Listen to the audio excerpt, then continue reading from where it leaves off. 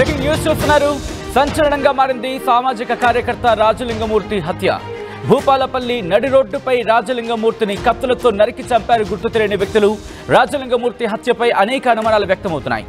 Kaleshwaram scam పై కొంతకాలంగా రాజలింగమూర్తి పోరాటం చేస్తున్నారు. 6 నెలల కిందట ఇదే కేసులో లాయర్ సంజీవరెడ్డి ఆకస్మిక మృతి సంచలనంగా మారింది. కాళేశ్వరం అవకతవకలపై హైకోర్టులో రాజలింగం పిటిషన్ దాఖలు చేశారు. ఇవాళ కాళేశ్వరం కేసుపై హైకోర్టులో విచారణ ఉండగా నిన్న రాత్రి దారుణ హత్యకు గురవడం అనేక అనుమానాలకు తావిస్తోంది. రాజలింగం రాకూడదని చంపేశారా? కాంట్రాక్టర్లే చంపారంటూ స్థానికంగా చర్చ జరుగుతోంది. మేఘాపై అనుమానాలు వెలువెత్తుతున్నాయి. కాళేశ్వరం అవకతవకలపై మేఘా కృష్ణారెడ్డితో పాటు కేసీఆర్, హరీష్ రావు, పలు ఐఏఎస్ అధికారులపై కేసు నమోదు కోసం కోర్టుల చుట్టూ తిరిగాడు రాజలింగమూర్తి. ఈ కేసులో ఇప్పటికే మేఘా కృష్ణారెడ్డి, కేసీఆర్, హరీష్ రావు, స్మితా సబర్వాల్ అలాగే మరికొంతమంది కీలకమైన అధికారులకు సంబంధించి భూపాలపల్లి సెషన్స్ కోర్టు నోటీసులు పంపించినట్టుగా తెలుస్తోంది. ఈ నేపథ్యంలో ఈరోజు విచారణ జరగాల్సి ఉంది. ఈ సిచ్యువేషన్లోని ఈరోజు విచారణ జరగాల్సిన నేపథ్యంలోని నిన్న రాత్రి రాజలింగమూర్తి దారుణ హత్యకు గురి కావడం స్థానికంగా కలకలం రేపింది. మరి ముఖ్యంగా ఆ కుటుంబం ఇప్పుడు ఆందోళన వ్యక్తం చేస్తోంది. రోడ్డు మీద బైఠాయించి రాజలింగమూర్తి భార్య నిరసన వ్యక్తం చేసిన విజువల్స్ మీరు చూడొచ్చు. దీంతో ఉద్రిక్తంగా మారింది. అనేక అనుమానాలకు తావిస్తోంది. మరి ముఖ్యంగా కావాలనే ఎవరైనా ఈ కుట్రకు దిగారా? కాంట్రాక్టర్ల హస్తం ఉందా అనే కోణంలో కూడా పోలీసుల దర్యాప్తు జరగబోతోంది. విజువల్స్ మీరు చూస్తున్నారు. ప్రస్తుతం అక్కడ ఆందోళనకరంగా ఉంది. భార్య కూడా అక్కడ నిన్న రాత్రి ఆందోళన తెలిపిన పరిస్థితి, నిరసన వ్యక్తం చేసిన సిచ్యువేషన్ మీరు చూస్తున్నారు. ఒకసారి అక్కడ ఏం జరిగిందో చూసే ప్రయత్నం చేద్దాం. ఆల్ రైట్, ఈ ఘటనకు సంబంధించి అప్డేట్స్ అందించేందుకు మా ప్రతినిధి వెంకటరత్నం సిద్ధంగా ఉన్నారు. వెంకటరత్నం, రాజలింగమూర్తి హత్యకు సంబంధించి కీలకమైన అప్డేట్స్కి సంబంధించి, ఎందుకంటే అక్కడ నిన్న హత్య చేసిన తర్వాత ఏం జరిగిందనే అంశానికి సంబంధించి పోలీసులు ఇన్వెస్టిగేషన్ ఎంతవరకు వచ్చింది? కీలకమైన ఆధారాలను సంపాదించడం జరిగిందా పోలీసులు? అదే సచిన్, ఇప్పటివరకు అయితే ప్రస్తుతానికి కీలకమైనటువంటి ఆధారాలు వాళ్ళు సేకరిస్తున్నారు. కాకపోతే వాళ్ళు ఒక ఆటోలో ఒక 6 దుండగులు వచ్చి మంకీ క్యాప్ ధరించి ఇక్కడ మర్డర్ చేసి అక్కడికి నుంచి పారిపోయినట్టు తెలుస్తుంది. దీనికి సంబంధించి అక్కడ సీసీటీవీ ఫుటేజ్ కూడా పరిశీలించాల్సినటువంటి అవసరం ఉంది. కానీ అక్కడ సీసీటీవీ ఆ ఫుటేజ్ లేకపోవడాన్ని కూడా తీవ్రంగా తప్పుపడుతున్నారు తన కుటుంబ సభ్యులు. ఎందుకంటే ఇంత వ్యవస్థ ఉండి కూడా కనీసం సీసీటీవీ ఫుటేజ్ లేకపోవడానికి కూడా దారుణంగా తప్పుపడుతున్నటువంటి పరిస్థితి. దీన్ని దృష్టిలో పెట్టుకొని ఇప్పటి వరకు పోలీసులు ఏం చేస్తున్నారు, అసలు ఒక ప్రజాస్వామ్య వ్యవస్థ ఉందా అటువంటి ఆరోపణలు అయితే తీవ్రంగా వెలువెత్తున్నటువంటి పరిస్థితి. ముఖ్యంగా రాజలింగం భార్య మాత్రం తీవ్రమైనటువంటి ఆరోపణలు చేస్తుంది. గతంలో ఉన్నటువంటి ఆ కేసులను దృష్టిలో పెట్టుకుని కొంత ప్రీ ప్లాన్ మర్డర్ గా తను అభ్యరిస్తున్నది. ముఖ్యంగా మాజీ ఎమ్మెల్యేగా ఉన్నటువంటి గండ్ర వెంకటరమణారెడ్డి పేరును ఉచ్చరిస్తూ కూడా తను తీవ్రంగా చెప్పడం కూడా తీవ్రంగా కలకలం రేపుతుంది. దీనికి సంబంధించి ఎక్కువగా అక్కడ ఉన్నటువంటి పరిస్థితులను బట్టి చూస్తుంటే గతంలో ఉన్నటువంటి కారణాలు అదే ఏదైతే కేసీఆర్ పై మాజీ సీఎం కేసీఆర్ పై కేసులు పెట్టడము, అక్కడి నుంచి మాజీ మంత్రి హరీష్ రావు అలాగే స్మితా సబర్వాల్తో పాటు మరొక 7 పైన కూడా కేసులు పెట్టి ఉన్నది. ఈ రోజు మాత్రం కేసు విచారణ ఉంది. కానీ కేసు విచారణకు ముందు రోజే ఒక మర్డర్ ని కూడా తీవ్రంగా పరిగణిస్తున్నారు. ఇది ప్రీ ప్లాన్ మర్డర్ గానే అభివర్ణిస్తున్నటువంటి ఆ పరిస్థితి నెలకొంది. దీనికి సంబంధించి ముఖ్యంగా నిందితుల్ని పట్టుకొని తమ ముందు అప్పగించాలి. ఎట్లయినా తన తండ్రి వెళ్లిన తను తిరిగి రాదని కాబట్టి నిందితులు ఎవరైనా ఖచ్చితంగా పోలీసులు పట్టి తమకు అప్పచెప్పాలన్నటువంటి ఒక ఆందోళనలో వాళ్ళు చేస్తున్నటువంటి పరిస్థితి. దీనికి సంబంధించి కూడా అతని బంధువులు కూడా మేము గతంలో కూడా కొంత థ్రెటింగ్ ఉన్నటువంటి విషయం కూడా అందరికీ తెలుసు. అయినప్పటికీ కూడా పోలీసుల ఉదాసీనత కూడా మరొక కారణంగా ఉందని చెప్పి భార్యతో పాటు వాళ్ళ బంధువులు కూడా ఆరోపిస్తున్నటువంటి పరిస్థితి. మర్డర్ జరిగినాక 2 గంటలు అయినప్పటికీ కూడా పోలీసులు అక్కడికి రాలేదన్నటువంటి ఒక తీవ్రమైన ఆరోపణలు చేశారు. ఎందుకంటే ఇంత జరుగుతున్నప్పటికీ కూడా పోలీసులు సమాచారం అందకుండా ఉంటుందా అన్నటువంటి ప్రశ్నలు కూడా తలెత్తున్నాయి. అయితే దీనికి కారణాలు కూడా అన్వేషించాల్సినటువంటి అవసరం ఉందని చెప్పి ఆరోపణలు చేస్తున్న నేపథ్యంలో ఇప్పటి వరకు ఒక పురోగతి వారు పోలీసుల దృష్టిలోకి వచ్చింది. కాకపోతే వాళ్ళు ఇంకా బయటకు చెప్పట్లేదు. కాకపోతే స్థానికంగా ఉన్నటువంటి భూ వివాదాలు కూడా కొంత కారణం అని చెప్పి అంటున్నారు. కానీ ఇక్కడ ముఖ్యంగా కేసుకు అంటే ఈ రోజు విచారణ జరగాల్సినటువంటి ముందు రోజే ఇక్కడ ఇట్లాంటి పరిస్థితులు మర్డర్ జరగడానికి కూడా చాలా మంది స్థానికులు కూడా మెగా కృష్ణారెడ్డి కంపెనీలకు సంబంధించినటువంటి వ్యక్తులు ఎవరైనా చేశారా, ఎందుకంటే విచారణ జరిగితే మళ్ళీ ఎటు ముందుకు వెళ్తుందో అన్నటువంటి ఒక ఆలోచనలు జరుగుతున్నాయి. ఇప్పటికే కేసు 2 సార్లు వాయిదా వేసినటువంటి నేపథ్యంలో ఇక్కడ జరిగితే మరికొంతసేపు జాప్యం జరిగేటువంటి అవకాశం ఉంటుంది. ఆ తర్వాత మళ్ళీ సర్దుబాటు చేసుకునే అవకాశాలు కూడా ఉండే పరిస్థితులు ఉండొచ్చు అన్నటువంటి కోణంలో కూడా ఇది ఒక ప్రీ ప్లాన్ మర్డర్ గానే ఉందన్నటువంటి కోణంలో కూడా స్థానికులు ఆహ్వానిస్తున్నటువంటి పరిస్థితి. రాజలింగమూర్తి భార్య అనుమానాలు వ్యక్తం చేయడం జరుగుతుందా? ఎవరి పేర్లైనా చెప్పడం జరుగుతోందా? తను నిన్న బోరున వినిపిస్తూ అక్కడ ఉన్నటువంటి మాజీ ఎమ్మెల్యే గండ్ర వెంకటరమణారెడ్డి పేరును అక్కడ ఉచ్చరించింది. ప్రయత్నం చేయండి. ఇది అంశానికి సంబంధించి రాజలింగమూర్తి కుటుంబం రియాక్ట్ అయింది, వాళ్ళు ఏమంటారో చూద్దాం.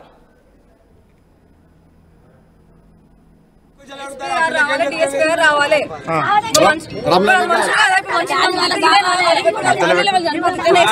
చనిపోయారు మనుషులు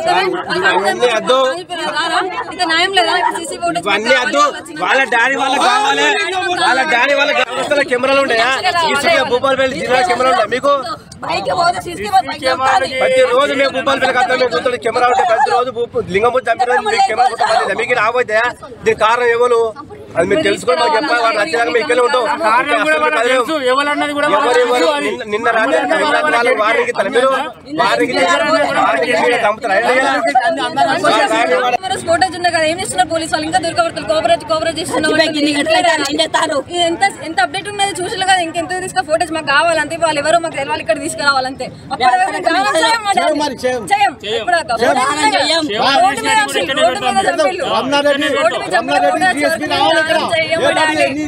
మా డాడీ కావాలి, మా డాడీ మనిషి రాడు కదా, ఫోటోస్ వచ్చి వాళ్ళ మనుషులు ఇక్కడ తీసుకురావాలంతే. వాళ్ళు బయటికి రావాలి. ఇప్పుడు డాడీ పోలీస్ వాళ్ళు ఇప్పుడు తీసుకురావాలి, ఎస్పీ రావాలి, అంతే.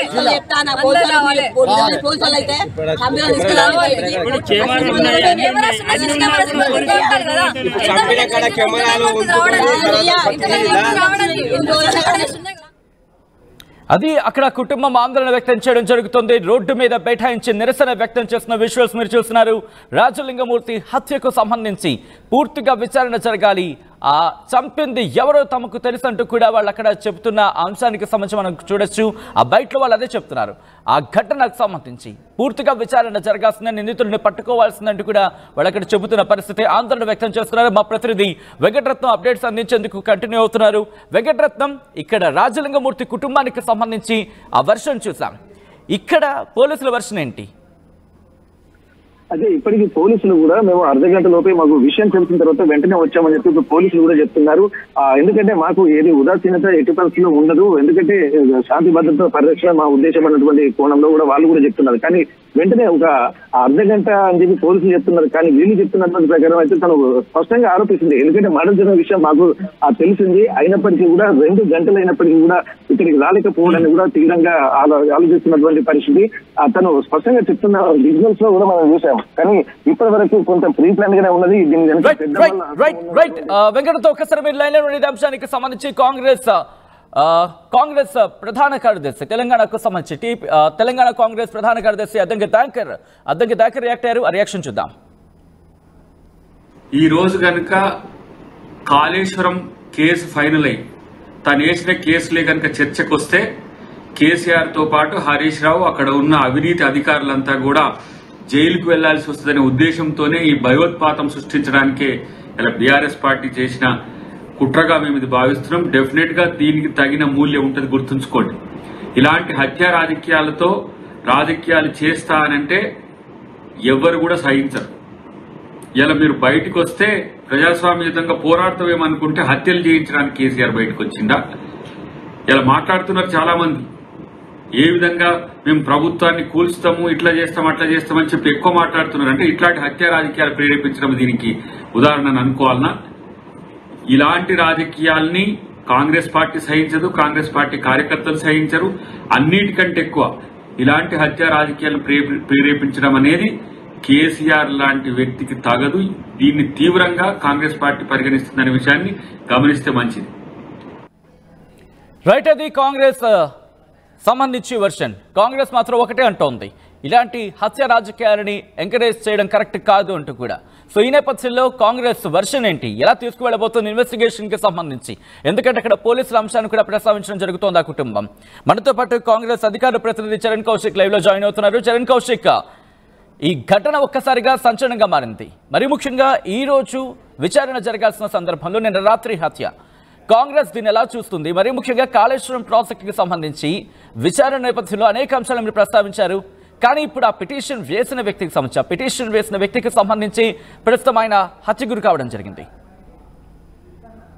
అంటే ఇక్కడ ప్రధానంగా పిటిషన్ వేసిన వ్యక్తి కాదు, వీరికన్నా ముందు సంజీవ్ రెడ్డి గారు వారి అడ్వకేట్ కూడా చనిపోయినటువంటి సందర్భం. నిన్న రాజలింగమూర్తి గారు చనిపోయారు. వారి కుటుంబానికి సంబంధించినటువంటి వారి భార్య సరళ గారు చాలా స్పష్టంగా వాంగ్మూలం ఇస్తా ఉన్నారు. ఈ మర్డర్ వెనకాలో అక్కడ ఏదైతే భూపాలపల్లి కంటెస్టెడ్ ఎమ్మెల్యే కావచ్చు, అంతకుముందు ఎమ్మెల్యేగా పనిచేసినటువంటి వెంకటరమణారెడ్డి గారు ప్రమేయం ఉన్నది.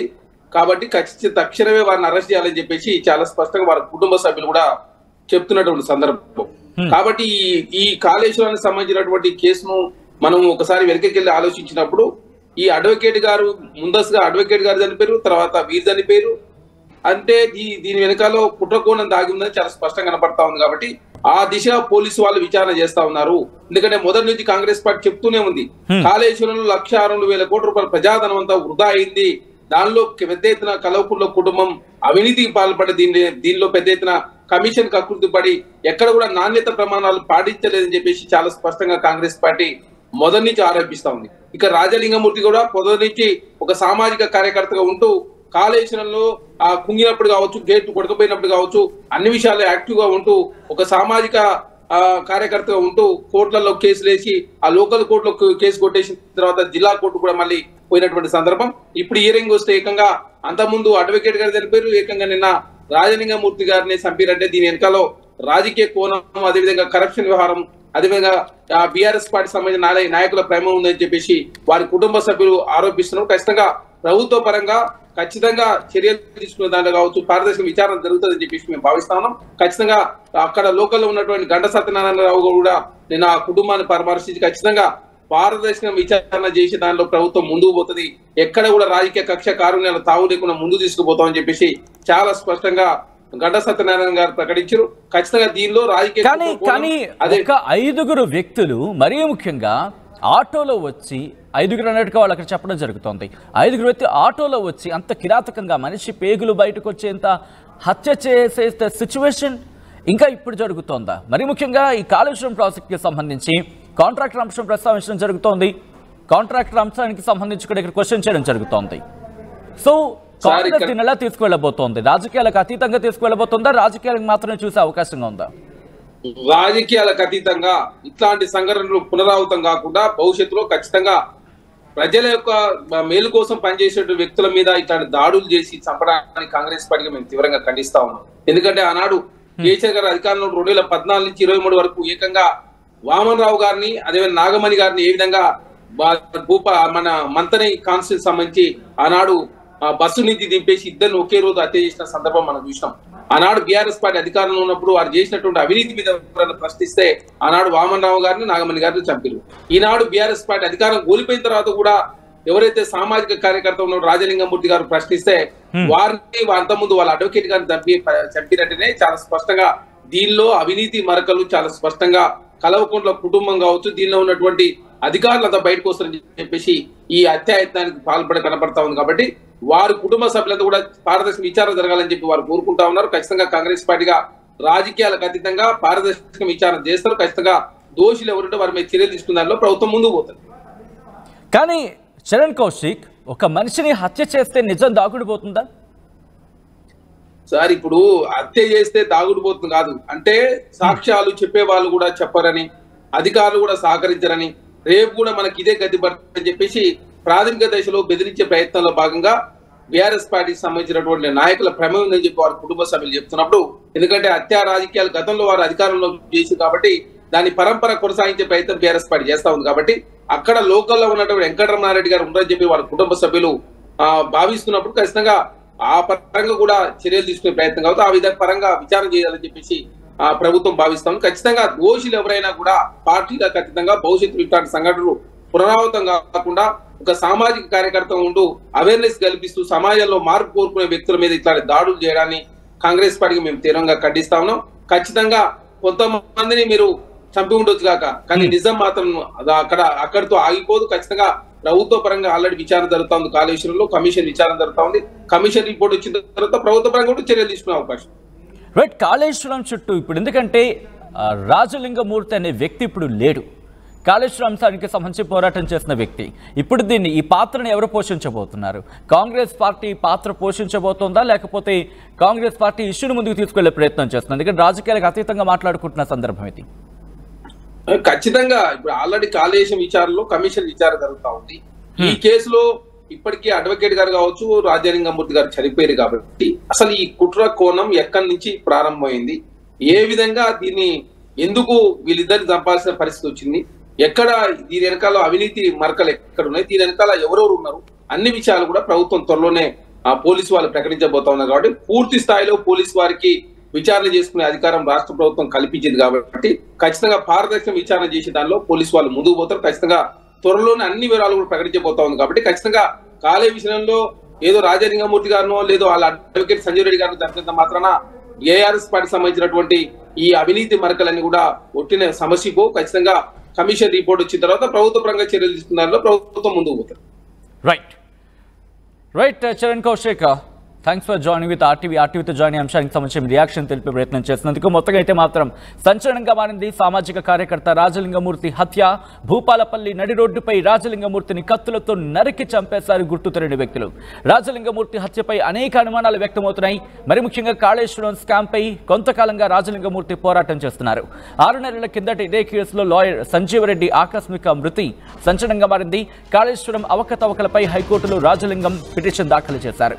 ఇవాళ కాళేశ్వరం కేసుపై హైకోర్టులో విచారణ జరగాల్సి ఉంది. నిన్న దారుణ హత్య గురవడం అనేక అనుమానాలకు. మంత్రి కేసీఆర్, మాజీ మంత్రి హరీష్ రావు సహా పలు ఐఏఎస్ అధికారులపై కేసు నమోదు కోసం కోర్టుల చుట్టూ తిరిగాడు రాజలింగమూర్తి. ఈ కేసులో ఇప్పటికీ మేఘా కృష్ణారెడ్డి, కేసీఆర్, హరీష్ రావు, స్మితా సబర్వాల్ కు భూపాలపల్లి సెషన్స్ కోర్టు నోటీసులు కూడా జారీ చేసింది. ఆర్టీవీ యాప్ వార్తల్ని క్షణాల్లో చదివే అవకాశం ఉంటుంది. ఒక న్యూస్ పేపర్, ఒక టెలివిజన్ ఛానల్ మీ చేతుల్లో ఎప్పుడూ ఉంటాయి.